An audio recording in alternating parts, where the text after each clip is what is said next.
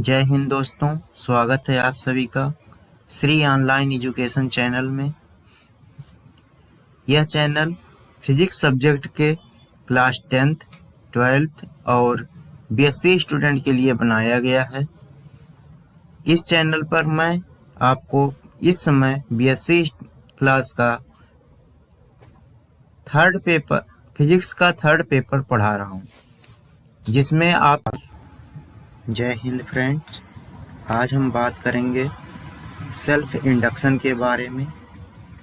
इसके पहले मैं आपको यह बता दूं कि हमने पिछले वीडियोज में क्या क्या डिस्कशन किया है। तो पहला डिस्कशन हमारा हुआ था सिलेबस के बारे में। दूसरा डिस्कशन हमने किया था रेजिस्टेंस के बारे में। तीसरा डिस्कशन किया था बेसिक इंट्रोडक्शन ऑफ कैपेसिटेंस और चौथा डिस्कशन हमने किया था फैराडेज लॉ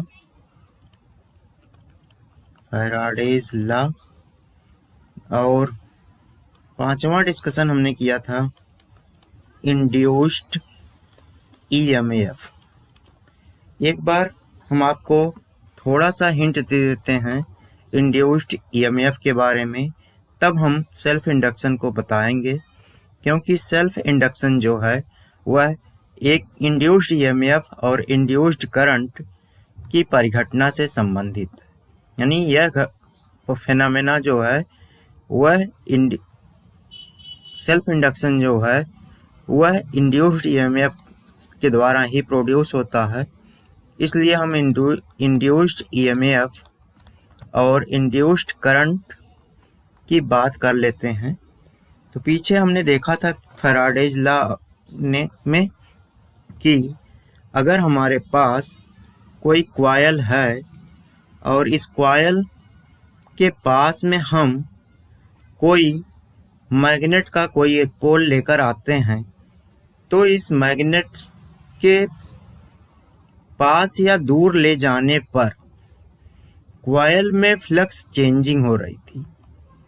जब पास ला रहे थे फ्लक्स जो है बढ़ रहा था और दूर ले जा रहे थे तो मैग्नेटिक फ्लक्स जो है वह कम हो रहा था, जिसके कारण एक इंड्यूस्ड ईएमएफ या कहें कि एक जो है इंड्यूस्ड ईएमएफ यानी एक वोल्टेज क्रिएट हो रहा था, जिसको हम इंड्यूस्ड ईएमएफ कह रहे थे। अब अगर यह कॉइल जो है किसी सर्किट में कंप्लीट थी, यानी एक कंप्लीट सर्किट था और सर्किट में एक गैल्वेनोमीटर हम लगा दिए थे और गैल्वेनोमीटर को जो है बैटरी से कनेक्ट कर दिए, इसको जो है सर्किट को कंप्लीट कर दिए थे और इसके पास में मैग्नेट का कोई एक पोल हम ला रहे थे, तो इसमें जो फ्लक्स चेंजिंग हो रही थी उसके कारण एक जो है करंट फ्लो हो रही थी, जिसको हमने नाम दिया था इंड्यूस्ड करंट। अब आगे हम बात करेंगे सेल्फ इंडक्शन की। तो सेल्फ इंडक्शन क्या है इसको देखते हैं। तो अगर हम मान लीजिए हमारे पास एक कुंडली है, कॉइल है, और उस कॉइल को हम एक रिहास्टेट से कनेक्ट कर देते हैं। यह हमारे पास एक कॉइल है, इस कॉइल को हमने एक रिहास्टेट से कनेक्ट कर दिया और रिहास्टेट को जो है पुनः बैटरी से कनेक्ट करके एक कुंजी लगा दिया। तो अगर हम इस कुंजी को प्रेस करें तो इसमें एक करंट का फ्लो होगा और करंट के इंक्रीज करने के साथ साथ इस कॉइल के दोनों सिरों के बीच जो हमारा फ्लक्स है वह चेंज होगा। ऐसा क्यों? क्योंकि जब किसी सर्किट में करंट का फ्लो होता है तो फ्लक्स में चेंजिंग होती है, यानी उसके चारों तरफ एक मैग्नेटिक फील्ड जनरेट होती है जिसके कारण फ्लक्स में चेंजिंग होती है। और इसके कारण यहाँ पर एक जो है ईएमएफ जनरेट हो जाता है जिसको हम इंड्यूस्ड ईएमएफ कहते हैं, जिसके बारे में हमने पीछे बताया, वह जनरेट हो जाता है। और चूंकि यहाँ पर सर्किट कंप्लीट है, इसलिए इस कंप्लीट सर्किट में एक अपोजिट डायरेक्शन में करंट जनरेट होती है जिसको हम इंड्यूस्ड करंट कहते हैं। इंड्यूस्ड करंट जनरेट होती है। यह करंट मैग्नेटिक फील्ड के कारण जनरेट हुई और यह इस सर्किट में बहने वाली धारा I का अपोज करती है। क्या करती है? अपोज करती, नहीं रुकावट डालती है। अब अगर हम इस सर्किट में रियोस्टेट के द्वारा हम करंट को बढ़ाते जाएं तो साथ ही साथ इंड्यूस्ड करंट भी बढ़ती जाती है और यह हमेशा इस सर्किट में बहने वाली धारा को रोकने का प्रयास करती है। तथा यह जो इंड्यूस्ड ईएमएफ जनरेट हुआ है, यह चूंकि अपोजिट डायरेक्शन में जनरेट हुआ, यानी कि ये बैटरी का प्लस टर्मिनल है और ये माइनस टर्मिनल, तो इंड्यूस्ड ईएमएफ जो है वह माइनस और प्लस डायरेक्शन में जनरेट हुआ। इसलिए यह इंड्यूस्ड ईएमएफ जो हमारा जनरेट हुआ है, इस ईएमएफ बैटरी के ईएमएफ को कम करने का प्रयास कर, जिसके कारण जो इंड्यूस्ड करंट है वह घटती है, यानी सर्किट का इंडक्टेंस जो है वह अपोज करता है और करंट को घटाने का प्रयास करता है। उसी तरह अगर हम मान लें कि हमारे पास कोई एक और सर्किट है, या यही सर्किट है जो हमने पीछे डिजाइन किया, और इस सर्किट को हमने रियोस्टेट से कनेक्ट करके बैटरी से कनेक्ट किया था और इसको कुंजी को प्रेस किया था। अब अगर हम इसमें रियोस्टेट के द्वारा करंट को कम कर दें, तो इस सर्किट में जो करंट प्रोड्यूस हो रही थी उसकी डायरेक्शन जो है धीरे धीरे कम होने लगेगी, जो इस डायरेक्शन में जाएगी। अब क्या होगा? अब चूंकि हमारा फ्लक्स चेंजिंग जो है वह इस डायरेक्शन में हो गई, कम करने का मतलब फ्लक्स में चेंजिंग हो रही है और अपोजिट डायरेक्शन में। और फैराडे ने बताया था कि जब फ्लक्स में चेंजिंग होती है तो एक इंड्यूस्ड ईएमएफ जनरेट होता है जिसकी डायरेक्शन पहले वाले या उस कारक के अपोजिट डायरेक्शन में होती है, जिसके कारण वह जनरेट हो रहा है। तो यहाँ पर जो हमारा ई है वह अब इस डायरेक्शन में, यानी कि पहले वाले दिए गए वोल्टेज की डायरेक्शन में होगा, और जिसके कारण जो हमारी इंड्यूस्ड करंट होगी वह इस डायरेक्शन में प्रोड्यूस होगी। इंड्यूस्ड करंट की डायरेक्शन पुनः इस, जब हमने स्विच को ऑफ किया है तो इंड्यूस्ड करंट जो है वह इस करंट को पुनः रोकने का प्रयास करेगी। जो सर्किट में करंट फ्लो हो रही है उसको रोकने का प्रयास करेगी। तो इस प्रकार की जो परिघटना या फेनोमेना हमको देखने को मिला, इस फेनोमेना का नाम दिया गया सेल्फ इंडक्शन, स्व प्रेरण, जिसको हिंदी में हम स्व प्रेरण कहते हैं, उसका नाम स्व प्रेरण दिया गया।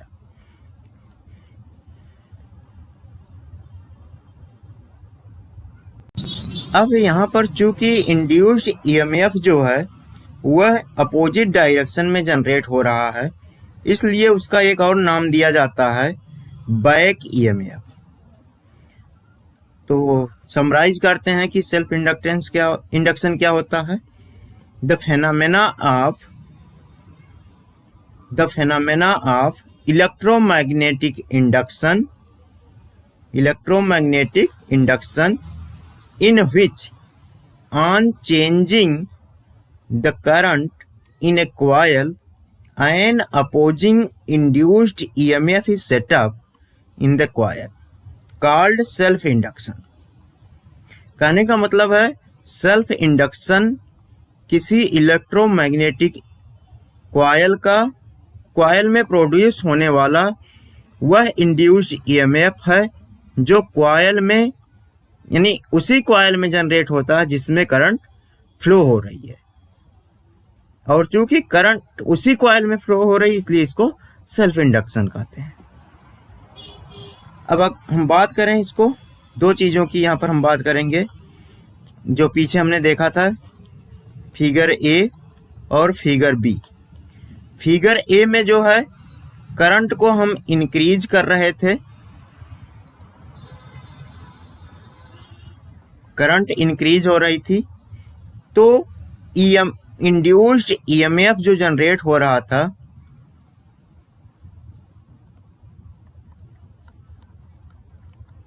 Opposes the direction of current.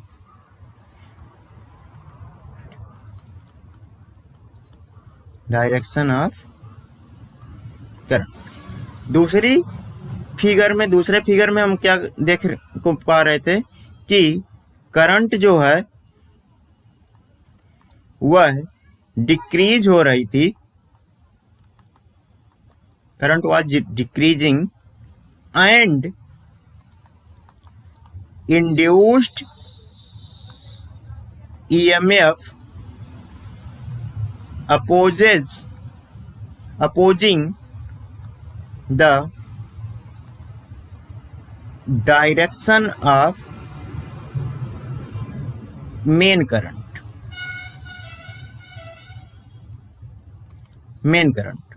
कहने का मतलब है कि अगर हमने करंट को ऑन किया तो सेल्फ इंडक्शन जो है वह opposes the growth of the current, यानी करंट के बढ़ने में रुकावट डालता है, और अगर हमने करंट को ऑफ किया तो self induction opposes the decay of current, यानी कि करंट को घटने में रुकावट डालता है, अर्थात उसको बढ़ाने का प्रयास करता है। आगे देखें तो अभी हमने जो परिघटना देखी या जो फेनोमेना देखा, उस फेनोमेना में हमने देखा कि सेल्फ इंडक्शन जो है वह अपोज करता है, और यह उसी तरह से अपोज करता है जैसे कोई मास है, और मास अगर मूव होना चाहता है तो उसमें इनर्शिया जो है, इनर्शिया उसमें रुकावट डालता है, यानी कि जो हमारा जड़त्व होता है वह उसके मोशन में रुकावट डालता है, या अगर बॉडी मोशन में है तो जो रेस्ट में आने में रुकावट डालता है। उसी तरह से यहाँ पर जो है सेल्फ इंडक्शन जो है, सेल्फ इंडक्शन वही कार्य कर रहा था जो इनर्शिया करता, इसीलिए सेल्फ इंडक्शन को inertia of electricity, inertia of electricity के नाम से जानते हैं। अब हम अगर आगे बात करें तो हम बात करेंगे कोएफिशिएंट ऑफ सेल्फ इंडक्शन की। कोएफिशिएंट ऑफ सेल्फ इंडक्शन क्या होता है? तो मान लीजिए हमारे पास एक कॉइल है और इस कॉइल में नंबर ऑफ टर्न्स जो हैं, कॉइल में नंबर ऑफ टर्न्स यानी फेरों की संख्या वह कैपिटल N है, और इसमें फ्लो होने वाली करंट जो है, फ्लो होने वाली करंट, अगर हम इस सर्किट को कंप्लीट कर दें, इस सर्किट को कंप्लीट कर दें तो इसमें फ्लो होने वाली करंट जो है वह I है, करंट I है, और इस फ्लो होने वाली करंट के कारण सर्किट में जो फ्लक्स में चेंजिंग हुई वह फ्लक्स phi है। तो हम जानते हैं कि फ्लक्स लिंकेज विद कॉइल वह बराबर होता है total sum of the flux this equal to N phi, यानी फेरों की संख्या इंटू फ्लक्स, एक फेरों फ्लो होने वाला फ्लक्स। अब अगर हम बात करें कि इस कॉइल के पास में कोई मैग्नेटिक मटेरियल प्रेजेंट है या करंट का फ्लो ही हो रहा है, तो हमको क्या मिलता है, एन फाई बी, बी हम लिख रहे हैं मैग्नेटिक फील्ड है इसलिए प्रोपोर्शनल होगा इस फ्लो होने वाली करंट के। अगर यहाँ पर कोई मैग्नेटिक मटेरियल प्रेजेंट नहीं है तो यह फाई बी जो फ्लक्स लिंकेज है यह इस सर्किट में फ्लो होने वाली करंट आई के प्रोपोर्शनल होगा। और चूंकि प्रोपोर्शनलिटी हटने पर एक कांस्टेंट आता है तो हम लिखेंगे N phi B equal to L I, जहां पर एल जो है वह एक कांस्टेंट है जिसको सेल्फ इंडक्शन कहते हैं। सेल्फ इंडक्शन या self inductance, self inductance of the coil, यानी उस कॉइल का स्वयं प्रेरकत्व, हिंदी में इसको स्वयं प्रेरकत्व कहते हैं, स्वयं प्रेरकत्व है। अब इस समीकरण से देखें, इस इक्वेशन से देखें, n equal to phi B, जिसको हमने यहाँ लिखा इक्वेशन 1, इस इक्वेशन से देखें तो L का मान हमको मिलता है n phi B by I. n का मान हमको क्या मिलता है, n phi B by I, जो कि हमने इस इक्वेशन में लिखा, यहाँ पे इक्वेशन 2 में लिखा है। आगे बात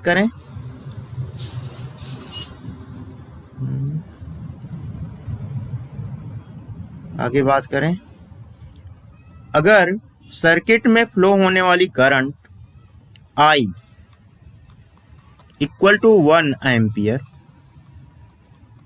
तो उस केस में हमको क्या मिलेगा, I की वैल्यू 1 रख दें इक्वेशन 2 में, तो L equal to N phi B.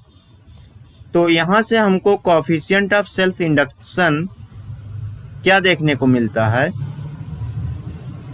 The coefficient of self induction of a coil is equal to the number of flux linkage with the coil when unit current is flowing through out the circuit.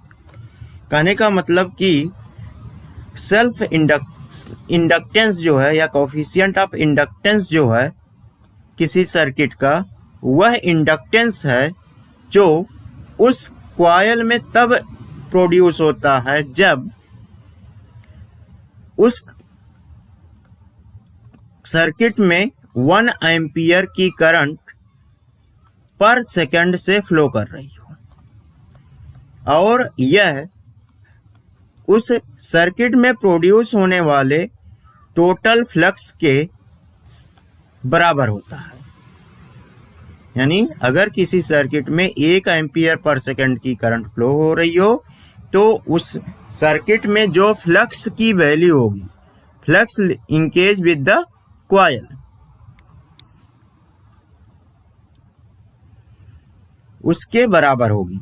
अब यहां से हम देखते हैं E equal to हमने लिखा था minus n D phi B by D T. यह कहां से लिखा था, यह था हमारा फैराडेज फर्स्ट लॉ से। इन सेल्फ इंडक्टेंस के बारे में हम लोग पढ़ने से पहले फैराडेज लॉ के बारे में डिस्कशन किए हैं और यह हमने वहां से लिखा है।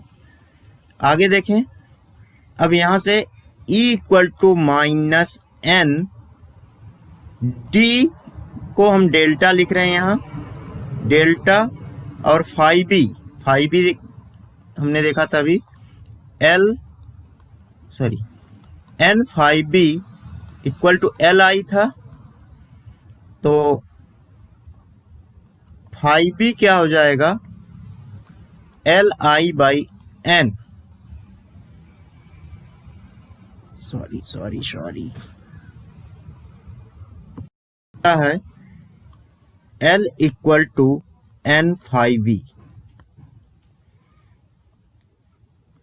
अब इसको अगर हम डिफाइन करें तो हम कह सकते हैं कि अगर किसी सर्किट में 1 एम्पियर की करंट का फ्लो हो रहा है तो उस सर्किट का सेल्फ इंडक्टेंस या कोएफिशिएंट ऑफ सेल्फ इंडक्टेंस जो होगा वह उस सर्किट के टोटल फ्लक्स के बराबर होगा, टोटल फ्लक्स के बराबर होगा। अब इस चीज को सिंपल में अगर हम कहें, फैराडेज लॉ से हमको देखने को मिलता है कि E equal to minus N ∆∅B by ∆T।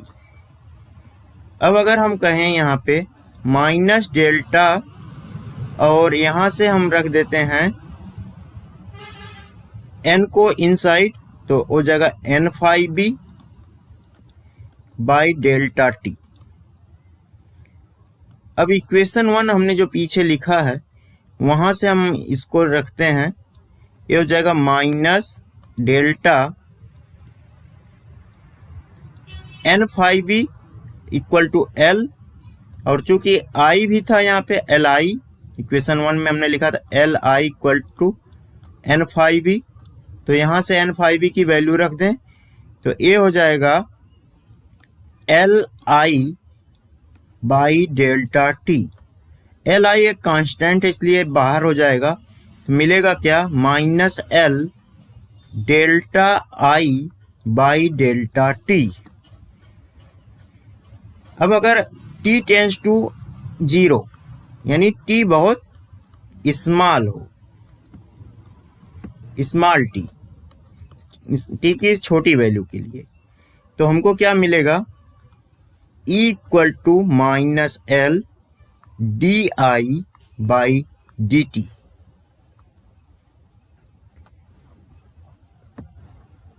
जहां पे di by dt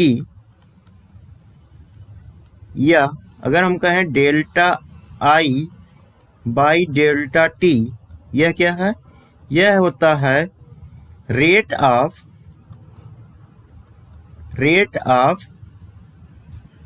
change of current,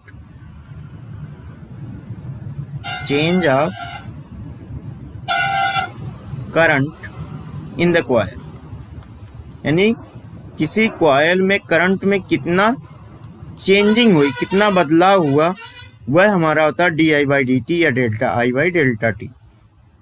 और यहाँ पर हमको E जो निगेटिव साइन मिल रहा है, जो यहाँ पे ये जो निगेटिव साइन है, यह निगेटिव साइन इंडिकेट करता है डायरेक्शन ऑफ इंड्यूस्ड EMF जो कि अपोज कर रहा था करंट के फ्लो में कॉइल के अंदर।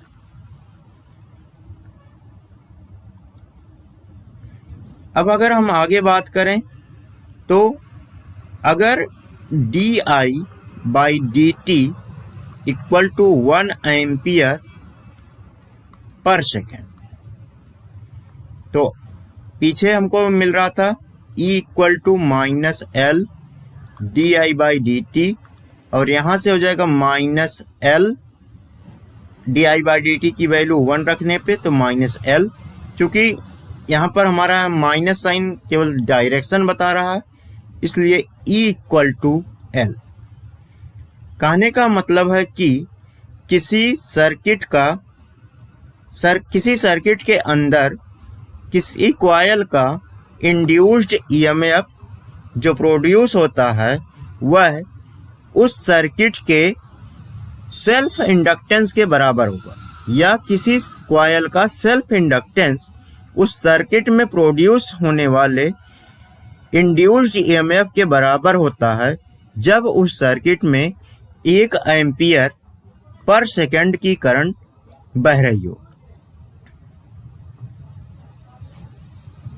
यूनिट ऑफ सेल्फ इंडक्शन की बात करें तो वह होता है हेनरी, जिसको हम लिखते हैं कैपिटल H से। हेनरी जो है, एक हेनरी, 1 हेनरी बराबर होता है 1 वोल्ट पर 1 एम्पियर पर सेकेंड। कहाँ से यह मिलता है? तो अभी हमने पीछे देखा था L equal to -L DI, एक मिनट प्लीज, 1 हेनरी की बात कर रहे थे हम। 1 हेनरी या हेनरी की यूनिट अगर हम देखें तो हम लिख सकते हैं L को L इक्वल टू -E/DI/dt। अब 1 हेनरी जो होगा, E जो है वह हम वोल्ट में मेजर करते हैं, और डेल्टा I जो कि करंट है, करंट में चेंजिंग है, तो यह एम्पियर में होगी, और यह बराबर हो जाएगा एम्पियर पर डेल्टा T जो है वह सेकेंड होता है, तो एम्पियर पर सेकेंड। तो 1 हेनरी इक्वल टू 1 वोल्ट/1 एम्पियर पर सेकेंड, या इसको हम लिख सकते हैं 1 henry equal to 1 volt second ampere inverse. और चूंकि यहाँ पर हमारा एक फाई भी होता है, ई की वैल्यू, ई हम लिखते थे d∅b/dt निगेटिव साइन के साथ, तो यहाँ से हमको मिलता है phi B equal to E D T, phi B equal to E D T into D T. तो एक यूनिट यहाँ से ई की हमको मिलती है वेबर पर सेकेंड, ई की यूनिट मिलती है वेबर पर सेकेंड, और यहाँ से था एम्पियर पर सेकेंड। तो सेकंड से सेकंड कैंसिल हो जाता है और मिलता हमको वेबर पर सेकंड। तो हेनरी की 2 यूनिट हमको मिलती है, एक वोल्ट पर एम्पियर पर सेकंड, दूसरा वेबर पर एम्पियर। सॉरी, यहाँ पे हमने गलत लिख दिया, वेबर पर एम्पियर। हेनरी एक बड़ी यूनिट है। अगर छोटी यूनिट की बात करें तो मिली हेनरी होता है, और 1 मिली हेनरी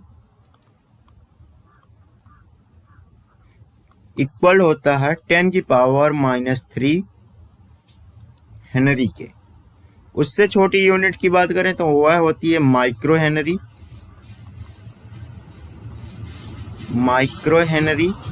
और यह बराबर होती है, जिसको हम μH लिखते हैं, मिली हेनरी को हम mH लिखते हैं, माइक्रो हेनरी को μH लिखते हैं, और यह बराबर होती है 10⁻⁻6 H के इक्वल होती है।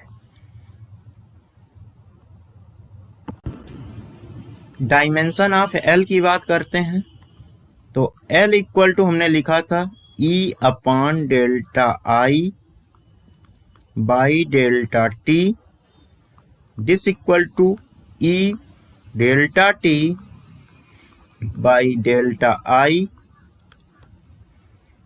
L की यूनिट हमने जो निकाला था वह थी वोल्ट इंटू सेकेंड। यहाँ से L की यूनिट मिल रही है, E की यूनिट वोल्ट, E की यूनिट सेकेंड, और I की यूनिट एम्पियर। तो L equal two volt second पर एम्पियर। वोल्ट जो है वह जो है जूल पर कूलाम होता है, volt into second upon ampere. This equal two volt को हम लिखते हैं जूल पर कूलाम, और सेकंड को सेकंड ही लिखते हैं, और एम्पियर को एम्पियर लिख देते हैं। तो हमको क्या मिलता है, यहां से हमको मिलता है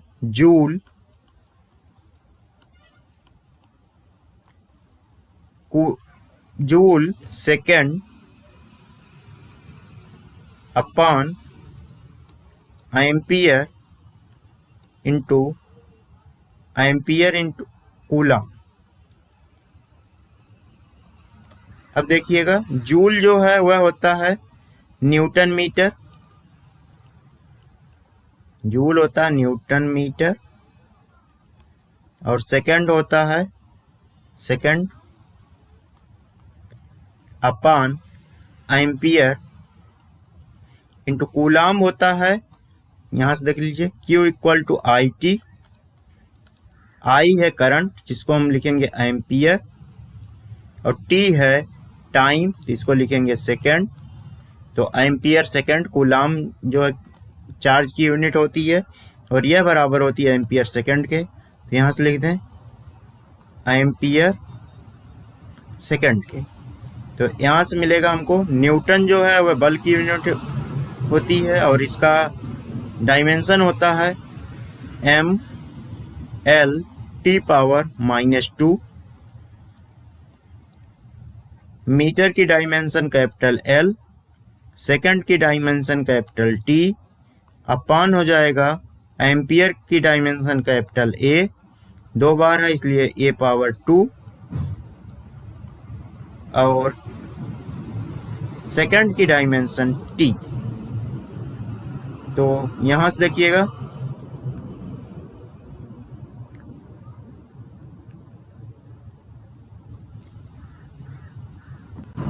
T से T कैंसिल हो जाएगा, T से T कैंसिल हो जाएगा। L यहाँ पर है और एक L यहाँ पे, दोनों यहाँ पे जाके पावर ऐड हो जाएगी। तो मिलेगा क्या हमको, M L और L ऐड हो के पावर मिलेगी पावर 2, T⁻⁻² पहले से है, और A⁻⁻²।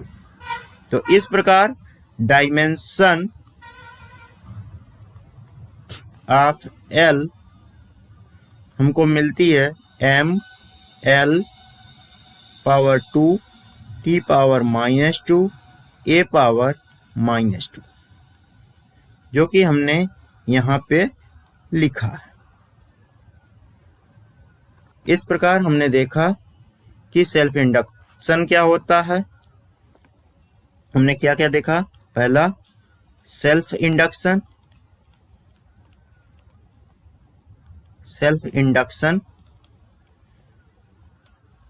दूसरी चीज हमने देखा कि unit of self induction,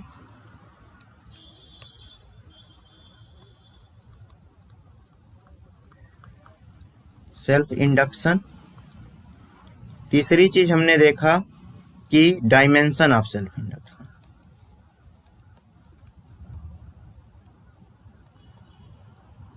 dimension of self induction.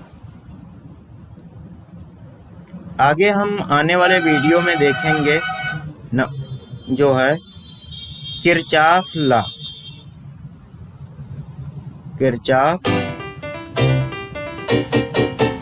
के बारे में। अगर आपको हमारी वीडियो अच्छी लगी हो तो कृपया चैनल को सब्सक्राइब करें। Thank you for watching the video. Please like, share, subscribe and comment on the channel. Thank you very much.